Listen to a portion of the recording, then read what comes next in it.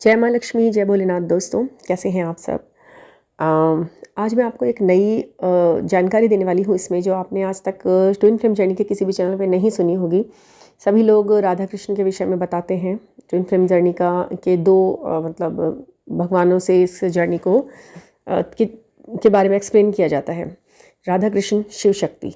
हाँ जी, ये शिव शक्ति का ही एक रूप है इस जर्नी में, और हर भगवान ने इसीलिए अपनी ही तरह से पेयर में बना कर लोगों को नीचे भेजा है। ठीक है, और उन्हें जोड़ना और उनको ढूंढना, ये हमारे ऊपर और हमारे कर्मों के हिसाब से सेट किया है कि हमें कैसे मिलेंगे, कब मिलेंगे भी या नहीं इस जन्म में। ये सब हमारे कर्मों के ऊपर ही निर्भर करता है। ठीक है, तो राधा कृष्ण और शिव शक्ति के विषय में तो हमें मालूम ही है, लेकिन एक पेयर और है जिसके विषय में आपको अभी तक भी किसी ने नहीं बताया है, इस तरफ किसी का ध्यान नहीं गया है, बट मैं आपको बताती हूँ वो क्या है। देखिए, ये जो प्रकृति से जुड़ी हुई चीज़ें हैं, प्रकृति ही सच्चाई है, प्रकृति ही हम हैं, हम भी प्रकृति की ही देन है, तो हम भी प्रकृति हैं। फूल, पौधे, पेड़, पत्तियाँ, जो अब हम ईश्वर के रूप को हम कैसे देखते हैं, मूर्तियाँ हम बनाते हैं, उनकी हम पूजा करते हैं। ठीक है, उनमें हम भगवान को ढूंढते हैं, और बाकी ये सब नेचुरल चीज़ें जो हमें आसपास अपने आप ही खिलती उगती दिखाई दे रही हैं, वो हमें प्रकृति के रूप में मिल रही हैं। तो अब हम एक मतलब चीज़ और है जिसे हम इस जर्नी में कहना शायद भूल गए हैं, उनको भी, उनका नाम भी इसमें जोड़ना है। और वो भी, उनकी कहानी भी सेम ऐसी ही है। जैसे हम पार्वती के त्याग की व्याख्या करते हैं, शिव जी के तप की व्याख्या करते हैं, उनके बल की व्याख्या करते हैं। ये तो है मेन ही है, ये प्रकृति है, इनसे ही सब कुछ उपजा है। और श्री कृष्ण राधा जी ये इस जर्नी में है। अपनी ही आत्मा से इन्होंने जिस तरह प्रेम किया, और किस तरह से वियोग भी सहा, और जिस तरह से इन्होंने सब तरीके से रहा, और फिर भी उनसे ही प्यार किया, और अपने सारे कार्यों को भी पूरा किया, अपनी जिम्मेदारियों को भी पूरा किया, सब कुछ करते हुए इस जर्नी को आगे बढ़े हैं वो। तो ये दोनों पेयर है, लेकिन एक पेयर जो है वो मैं आपको बताती हूँ, जो भूल हो गई है, उन्हें भी हमें इंक्लूड करना है, और वो भी यही है। रूप है वो तो जीता जागता, और हमारे बीच उपस्थित है और पूजनीय है। वो कौन है? माँ तुलसा जी। तुलसा माता भी इस ट्विन फ्लेम जर्नी का ही एक उदाहरण है। ठीक है ना, वो कैसे, अब मैं आपको बताती हूँ। आप सभी तुलसा जी के वृक्ष की पौधे की पूजा करते हैं, अर्चना करते हैं, और बहुत ज़्यादा इसकी मान्यता है हमारे यहाँ। इस पौधे को हम पौधा नहीं समझते हैं, हम इनको माता रानी का रूप, तुलसा मैया के रूप में हम इनकी पूजा करते हैं। ठीक है, और जिस घर में ये होती हैं उस घर में नकारात्मकता का वास नहीं हो सकता, सकारात्मकता रहती है, प्यार रहता है। और बहुत सारी, जब शादी के समय भी हम तुलसा माता को पूजते हैं, शादी से पहले उनके व्रत वगैरह कार्तिक मास में इनका पूरा वो होता है। तो क्या है ये ट्विन फ्लेम जर्नी से कैसे कनेक्टेड है, मैं आपको बताती हूँ। ये एक तो मैं आपको ये बताना चाहती हूँ कि ये जो महीना चल रहा है अब खर मास, इसमें तुलसा माता की पूजा करना बहुत बहुत शुभ और फलदायी माना जाता है। ठीक है, इन्हें टच किए बिना पूरे महीने आप ये कोशिश करें कि इन्हें टच ना करना पड़े। ये 40 दिन 41 दिन जो भी आपने मन्नत मांग रहे हैं, इनकी पूजा करने। एक तो शुभ काम भले ही नहीं होते हैं इस महीने में, शादियां नहीं होती हैं, कोई शुभ काम नहीं किए जाते हैं, कुछ नया काम स्टार्ट करना हो तो वो इस महीने नहीं किया जाता है, बट पूजा पाठ जरूर की जाती है। सूर्य की पूजा, सूरज की पूजा, और तुलसा मैया की पूजा, ये दो पूजाएं आप कर सकते हैं। इन दो प्रार्थनाओं को करने के लिए कोई बाउंडेशन नहीं है। ठीक है, तो आपने क्या करना है कि तुलसा जी की सुबह शाम प्रार्थना करनी है, पूजा पाठ करनी है, और उनके आगे घी का दिया ज़रूर प्रज्वलित करना है। ठीक है, और हाँ, इस जर्नी से इनका क्या कनेक्शन है वो मैं बताती हूँ। बिल्कुल सीधा सीधा बात है, जो कि ये उदाहरण है कि क्या सही है क्या गलत, और किस तरह से हम होते हुए अपने सही जीवन साथी तक पहुँचते हैं, अपने सही ट्विन फ्लेम तक पहुँचते हैं। ये कहानी तो बहुत लंबी है, बहुत पुरानी है, बट मैं आपको इसका छोटा सा एक उदाहरण के लिए मैं आपको बता देती हूँ। तुलसा मैया एक वृंदा नाम की एक स्त्री थी, जिनका इस तरह से वो विष्णु जी की पूजा किया करती थी, बट एक जन्म में उनका जो हुआ, शादी हुई उनकी जलंधर नाम के एक राक्षस से। ठीक है ना, वो उनकी पत्नी बनी, जो वृंदा है। ठीक है, वो तुलसा जी का ही एक रूप है, वो उन्हीं का ही जन्म है दूसरा, तुलसा मैया, जो बाद में वो उन्होंने लिया ये पौधे का रूप। तो वो बहुत ही पतिव्रता थी, भले ही उनका पति एक राक्षस था, बहुत बलशाली हो गया था, और उसको हरा नहीं पा रहा था, कोई भी उसके ऊपर विजय नहीं प्राप्त कर पा रहा था।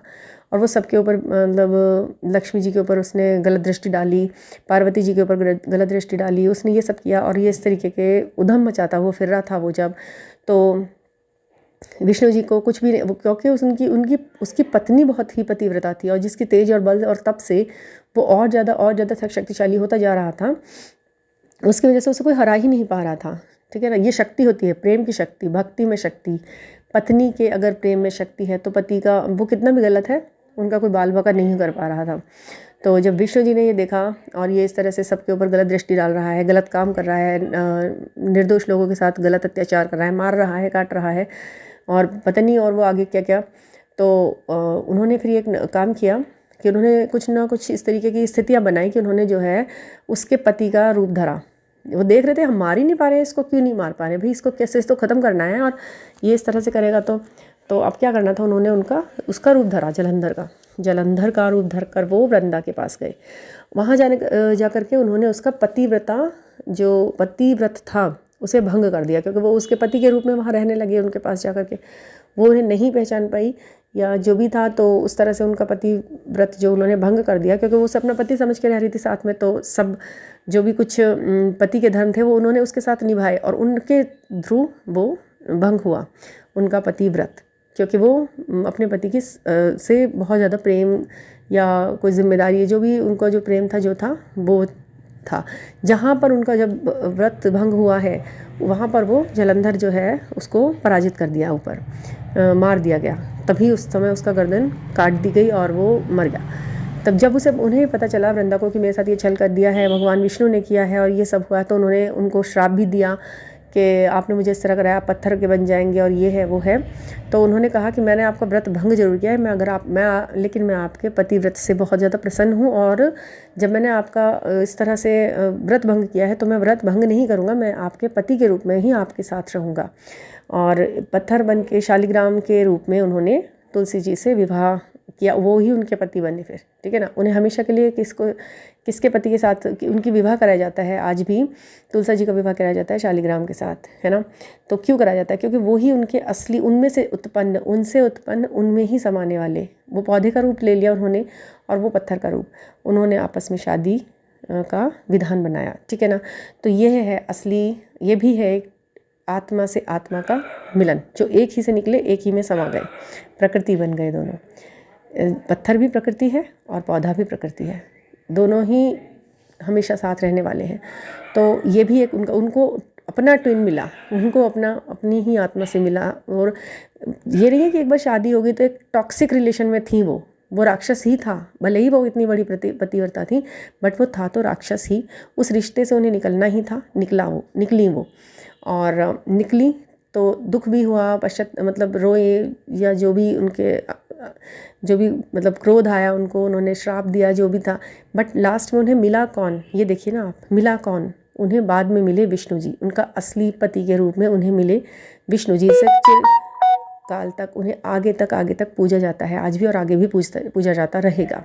ठीक है ना, उन्हें कौन मिले, विष्णु जी मिले शालिग्राम के रूप में, उन्हें वह मिले अपने पति के रूप में। तो इसलिए ऐसे ही यही उदाहरण है ट्विन फ्लेम जर्नी का, कि यदि इस जर्नी में आपको रोना, आंसू, तप और ये टेस्ट एंड ट्रिगर्स आपको जिस तरीके के भी मिलते हैं उन्हें आप करते रहिए, लेकिन आपका अंत में होना भला ही है, आपका अंत में मिलना अच्छा ही है। ठीक है ना, एक बार मतलब आप ये देखिए, हर तरह का व्यक्ति, ये हर तरह की कहानी इसमें भगवान ने अपने रूप में दिखाई है इस जर्नी में, कि अगर आप किसी भी तरीके की लाइफ को जी रहे हो ना, यदि आप शादीशुदा हो तो कैसे हो सकता है आपका मिलन आपके ट्विन फ्लेम से, अगर वो टॉक्सिक है तो। ये तुलसा जी और शालिग्राम की कहानी में देख लीजिए आप।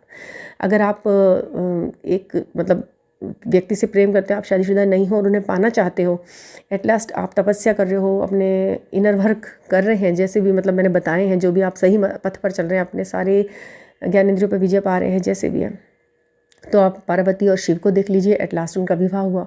ठीक है, और अगर आप प्रेमी प्रेमिका के रूप में हैं, बचपन से साथ हैं और आप ही ट्विन फ्लेम है, एक दूसरे की आत्मा में हैं आप, और प्रेम भी आपका निस्वार्थ है और हमेशा कालों काल तक निरंतर भाग तक चलता ही रहता है, चलता ही रहेगा, तो आप कृष्ण और राधा के प्रेम को देख लीजिए। तीनों तरह के प्रेम आप इसमें देख लीजिए और आपको सबके उदाहरण सही मिल जाएंगे। तो इसलिए ये कहीं से भी अधूरी नहीं है ये कहानियाँ, ये हमेशा लास्ट में है पूरी ही, अधूरा कुछ नहीं है।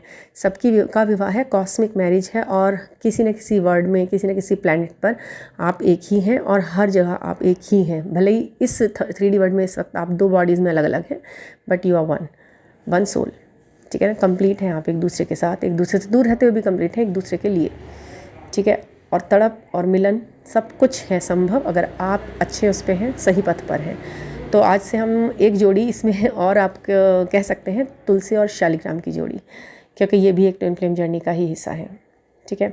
तो मुझे आशा है कि आपको इससे नई जानकारी मिली होगी, आपके दिमाग में कुछ नई बातें बैठी होंगी और पता चला होगा कि हाँ इसमें क्या क्या हो सकता है और क्या क्या संभावनाएं हैं और क्या क्या उदाहरण ईश्वर ने खुद अपने ही थ्रू दिए हैं। तो ठीक है, मैं यही उम्मीद करूँगी कि आप भी अपना इनर वर्क अच्छे से करेंगे और सब नामुमकिन दिखने वाली बातों को भी मुमकिन हम बना सकते हैं, हम करेंगे, होगा।